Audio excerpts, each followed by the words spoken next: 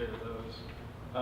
But first I should tell you, so a while back my dad told me that I was consummated in Hawaii on a, I guess, hotel patio overlooking this beautiful beach.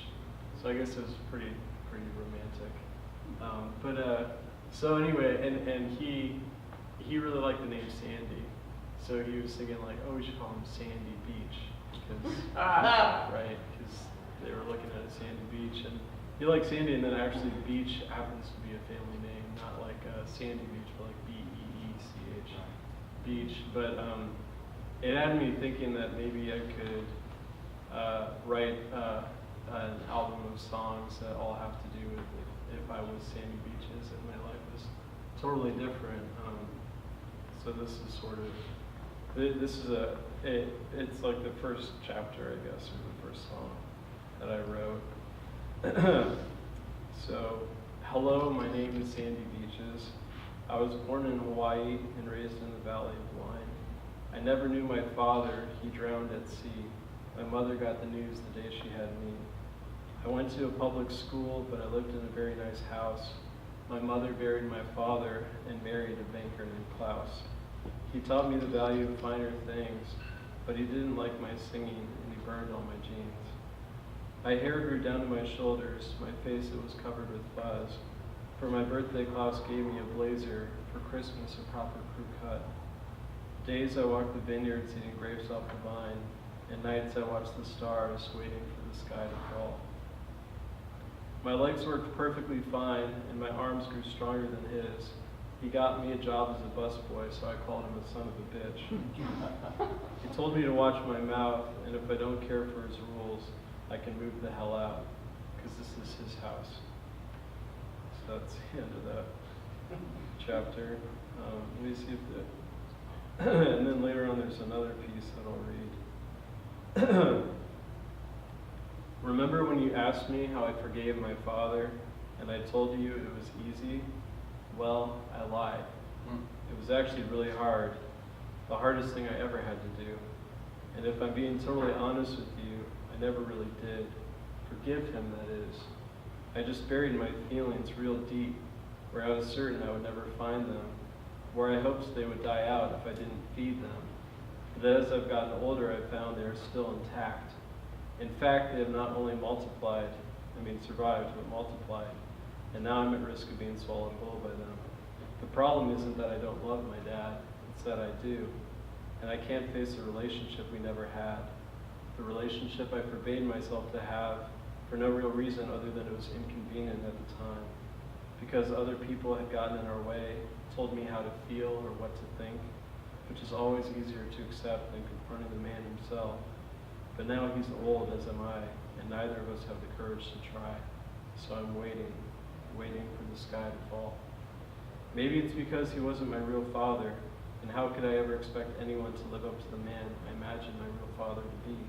I mean, I never met him, so he might have been a total jerk for all I know. Still, I held Klaus to this impossibly high standard, and any time he asked me to change a part of myself, I fought him tirelessly, refusing even a partial glance in the mirror he held up to me. I denied entry to every question my mind fired through the synapses. Is he right? Could I be better? Is this really the best I should expect? No, I filed these questions in the basement, piled resentment on my shoulders, took the burden on the road, where I sang my songs, made my mark, and after all these years, the only thing I've kept is that weight, that stupid weight, and a back out of alignment, a hard-working overtime to forget what's beyond its control. But I'm going to straighten it out, all of it, unroll the curves that cripple the heart, and head back home where time plays tricks on lost memories. Because I'm done crying and wasting time with all this waiting, waiting for the sky to fall. Thanks.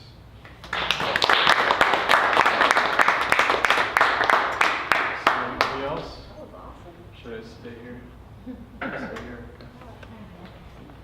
All right, yeah, that takes us through our list. Do you want to run back through everybody again? Man, October 7th? Sunday, October 7th, from 1 to 3 p.m., right? Yeah, I'm probably. pretty sure. Yeah, you always. I have them framed. That's the next reading. That's the next open mic that we have here. So, and if anyone's not on the VSA Texas email list and wants to always get notifications about this event, we have a sign-up clipboard on the long table. Also, you could make a small donation if you like to support the open mic, or buy one of Malvern Books' books. They got a lot of great stuff here. So. Yeah, and the donations don't support Malvern Books. They just support VSA and CTD. The Yeah. books, though, and the sweet T-shirts back there support Malvern Books. Yeah, they also have cards And comics. cards, which I've Like- bought many cards. Pretty much everything. You said comics? Yeah, they're over there. And graphic novels. All right. Yeah, all kinds of stuff here. Yeah. Bless you. Is anything coming up at VSA that we should know about? I think Tomorrow. there might be. Good question. We should take this thing on the road. And just kidding. It's right.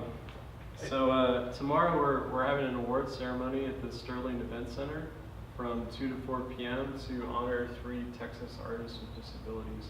We're gonna have lots of free food and beverages, and music as well, live music. So I encourage y'all to come check that out. And then next Saturday, from 2 to 4 p.m. we have a concert at Carver Branch Library with two app groups, which I'll let you just come to that to be surprised by them. Should be pretty awesome. What time is the thing at Carver Library? That's 2 to 4 p.m. So, and that's also free, so come check that out. And maybe check out a book, because it's at the library. Yeah, check it out. You can even read during the show if you don't like the bands. I'm just kidding. But do they have t-shirts? Did you check out? I don't know about that. That's Um, all the stuff I can think of. Cool. Well, CTD has an event coming up. Our Cinema Touching Disability Film Festival will be October 19th and 20th. It's our 15th, which is totally bananas. We're doing a retrospective where we're looking back at short films that we've screened from our short film competition. They come from all over the world. They're really great. We're going to have some featured guests come in from near and far. And it's going to be super cool. It'll be at the Alamo Drafthouse Village, and you can go to ctdfilmfest.org to find out more about that. Or just Cool. we're done. All right. Thanks everyone. Thank you.